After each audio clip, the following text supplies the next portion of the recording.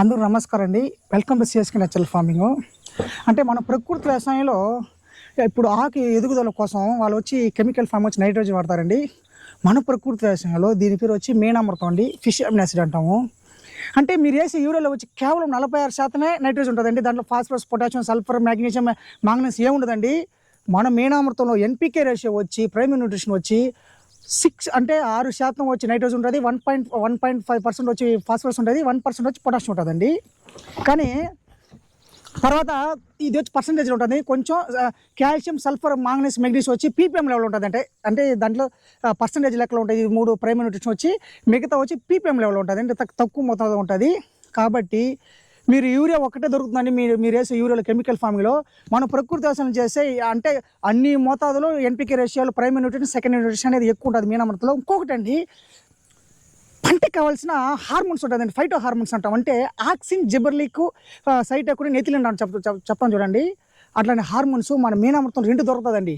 Auxin, జిబర్లిక్ acid hormone అనేది 2 దొరుకుతుంది. ఎట్టంటే auxin ఎందుకు ఉపయోగపడుతుందంటే మనకి చిగురులు ఎక్కువ రావాలి అంటే, మొగ్గలు ఎక్కువ రావాలంటే ఆక్సిన్ హార్మోన్ ఖచ్చితంగా ఉంటేనే అవి మీ పంటలో పూతలు కానీ కాయలు కానీ ఏదైనా ఎక్కువ వస్తుంది, చిగురులు ఎక్కువ వస్తుంది. అది మీనామృతం ఉంటుందండి.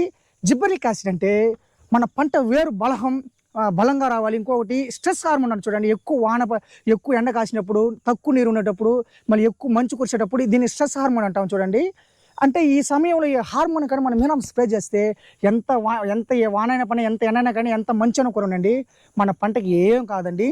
సో దయచేసి మీరు ఏం చేయదండి, ఇది వచ్చి దాదాపుగా మన చిన్న పంటకు వచ్చి 5 ఎమ్మల వరకు వచ్చి, పెద్ద పంటలు అయితే పెరినియల్ క్రాప్స్ అని చూడండి. దానికి వచ్చి 5 నుంచి 25 ఎమ్మల వరకు వచ్చండి. మనం వచ్చి 20 లీటర్ నీళ్ళు పోయిస్తున్నాం దీంట్లో, అంటే పంచతో కలిపి ఉన్నాం దీంట్లో ఈ డ్రమ్లో వచ్చి.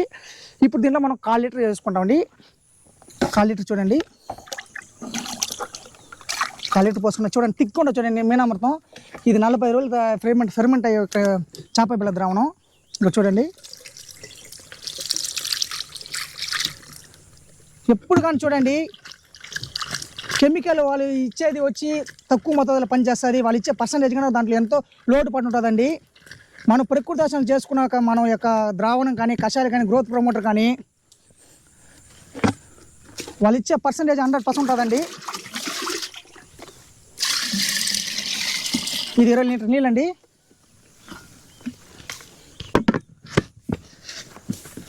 మనం సాయంత్రం సమయంలో స్ప్రే చేసుకోవాలండి.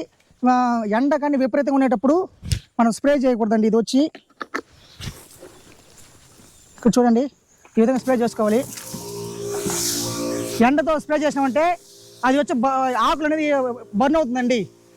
అంటే ఫోటోసిస్ ప్రాసెస్ ఎక్కువ ఉండేటప్పుడు ఊపిరి లేకుండా అది బర్న్ అవుతుందండి, ఆకులు అనేది ఎండిపోతుంది.